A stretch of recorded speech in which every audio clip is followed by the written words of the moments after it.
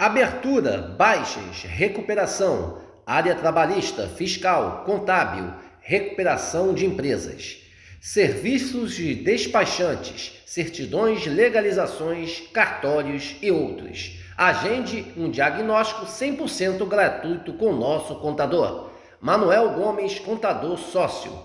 Telefone 21 999 73 1377.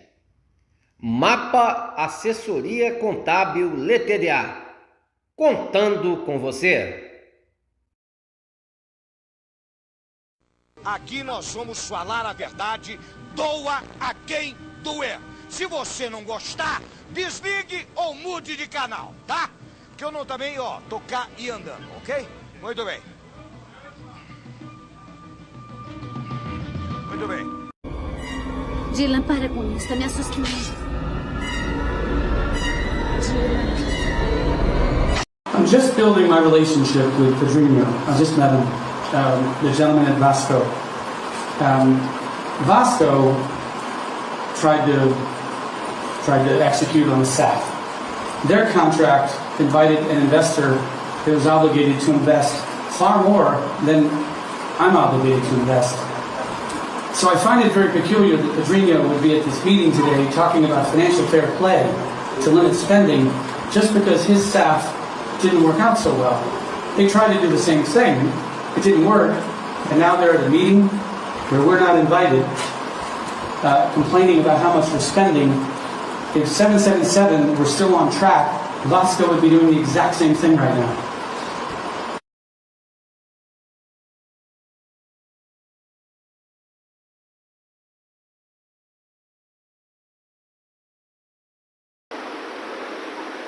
Boa noite, a imensa torcida cruzmaltina de todo o Brasil e de todo o mundo.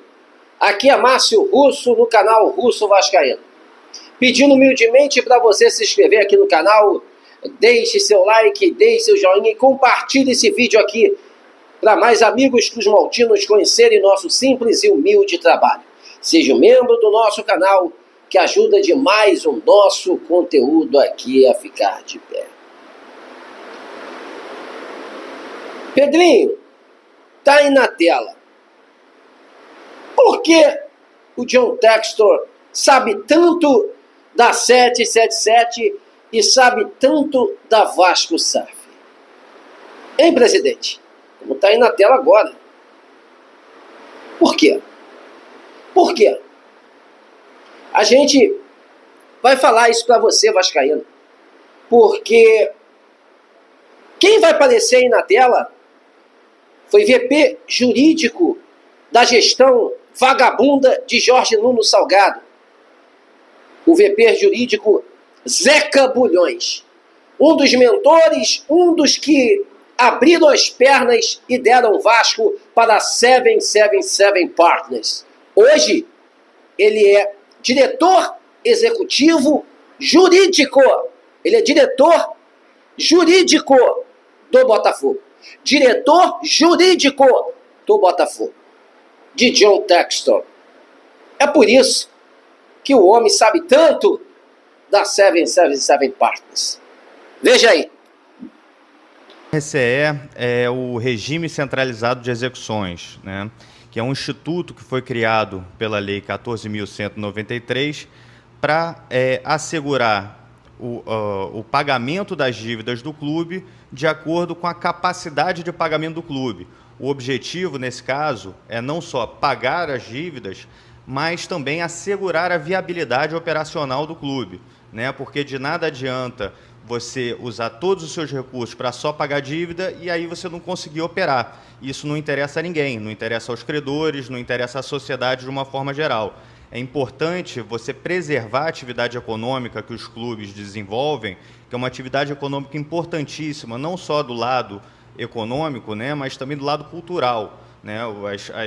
Os clubes no Brasil são entidades centenárias que estão muito ligadas à nossa cultura. Então, o que o RCE faz? Na verdade, é um modo de pagamento das dívidas através do concurso de credores, né? Das dívidas cíveis e trabalhistas.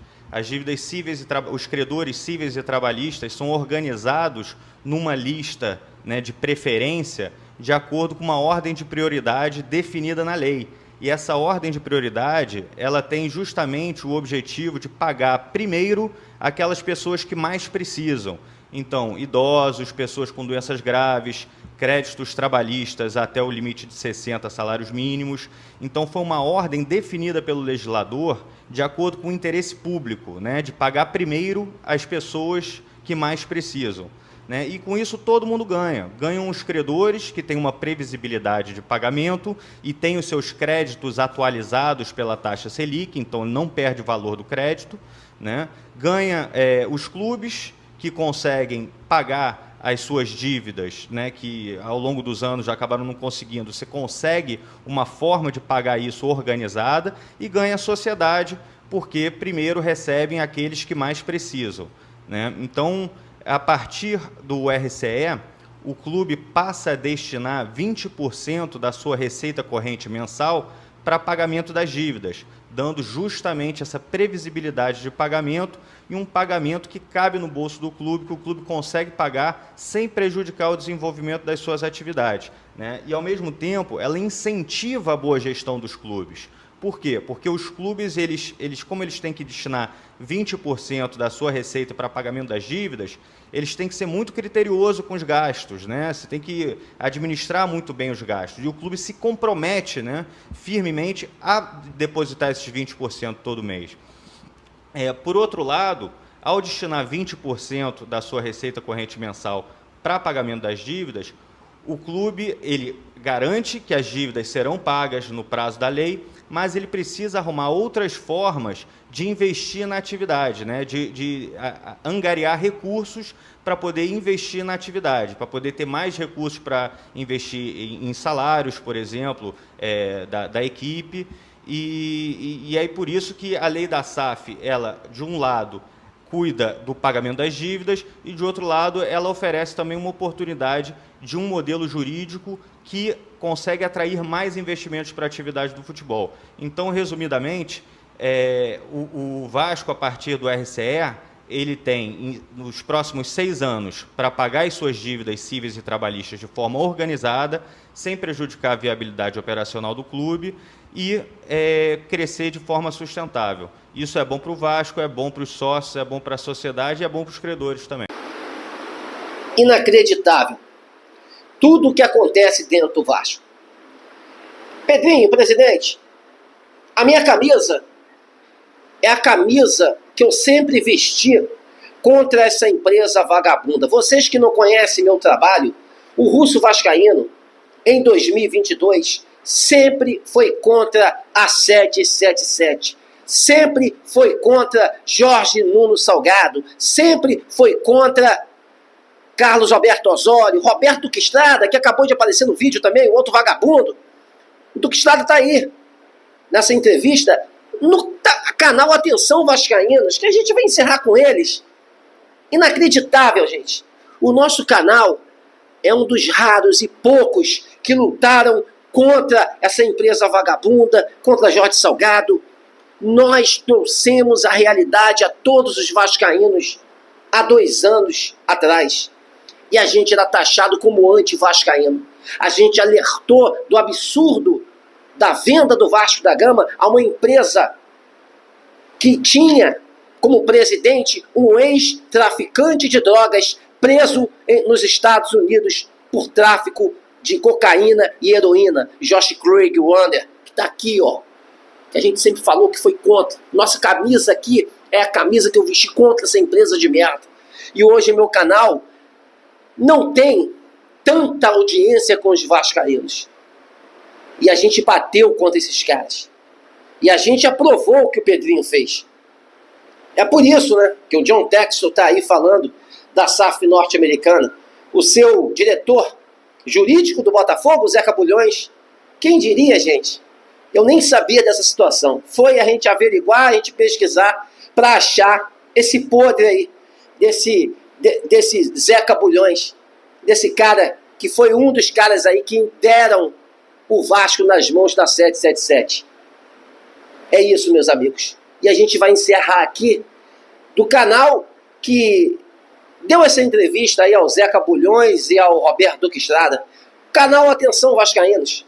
A gente está fazendo conteúdo aqui, um enredo, um roteiro de tudo que aconteceu dentro desses bastidores imundos do Vasco, que a gente bateu de frente, que a gente foi contra, e hoje não temos audiência em relação aos vascaínos, temos mais audiência com os outros clubes, mas a audiência sua, vascaíno, é dada por esse canal, que hoje bate contra os caras, é contra os caras, e vai falar aí em relação a 777, que hoje é mole falar.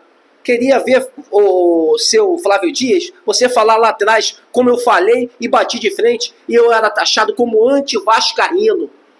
E alertei de tudo que aconteceu e tá aí a prova. E o nosso canal hoje não tem audiência dos vascaínos. A audiência é para vocês, que passaram pano para essa empresa vagabunda que eu sempre fui contra. A gente vai encerrar o vídeo para complementar o canal Atenção Vascaínos, o senhor Flávio Dias, né? Agora falando mal desse vagabundo, desse filho da puta chamado Josh Craig One, o ex-traficante que afundou com o Vasco. Mas hoje é fácil falar, Flávio Dias. Hoje é fácil falar, né? Hoje é fácil falar, muito fácil falar. Hoje é muito fácil criticar a 777. Mas lá atrás, quando vocês passavam pano, a gente batia de frente contra esse bando de vagabundos que praticamente destruíram o Vasco, fizeram lavagem de dinheiro, fizeram atos de corrupção dentro do clube, e vocês sempre passaram um pano para esse bando de pilantras aí que tiveram 2 anos na gestão da SAF.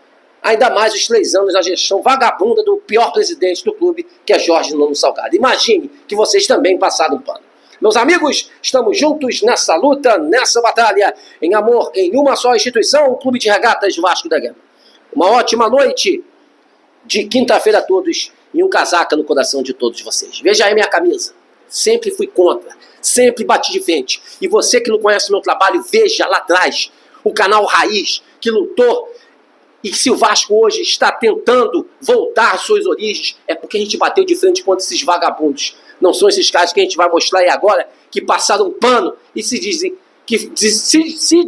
que foram enganados por eles. Conversa fiada, balela. Nós sim batemos de frente para esse bando de vagabundos que, graças a Deus, estão longe do Clube de Regatas de Vasco da Gama. Valeu, pessoal. Um grande abraço. Vamos lá.